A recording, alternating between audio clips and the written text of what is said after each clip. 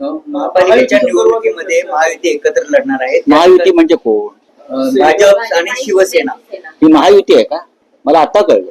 एक डुप्लिकेट पक्ष बोगस जो अमित शहाचा आहे तेच भाजप बरोबर युती करतायत.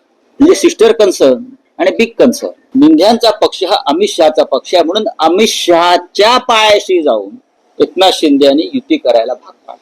पण महाराष्ट्रात देवेंद्र फडणवीस, रवींद्र चव्हाण यांच्यासह संपूर्ण महाराष्ट्रात आणि मुंबईचं भाजपा युनिट या तुमच्या सोकॉल महायुतीच्या विरोधामध्ये. एकनाथ शिंदे हे रडगाणं घेऊन जेव्हा अमित शहाकडे गेले म्हणजे त्यांच्या मायबापाकडे गेले, याचा अर्थ स्पष्ट आहे एकनाथ शिंदे यांची कुठेच ताकद नाही. त्यांना भारतीय जनता पक्षाच्या मतावर आपल्या जागा निवडून आणायच्या आहेत, ज्या विधानसभेलाही झाल्या. शिंदेची जर ताकद असती तर एवढे अपमान होऊन प्रदेशाध्यक्षाकडून ते रडत गेले नसते अमित शहाकडे.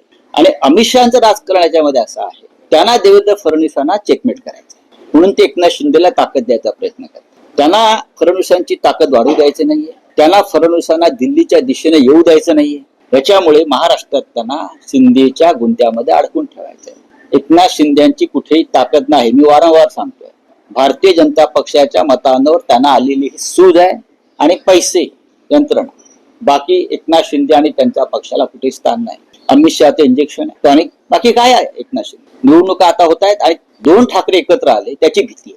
महाराष्ट्रामध्ये माननीय उद्धव ठाकरे आणि माननीय राज ठाकरे एकत्र आल्यामुळे यांना भीती आहे की आता आपलं काय होणार. त्याच्यामुळे मराठी माणसाच्या मतामध्ये तुकडा पाडण्यासाठी अमित शहाने एकनाथ शिंदेना कोणत्या परिस्थितीत बरोबर घ्या असा संदेश दिलेला आहे. खरं म्हणजे महाराष्ट्रातलं भारतीय जनता पक्षाचं जे संघटन आहे ते या महायुतीच्या विरोधात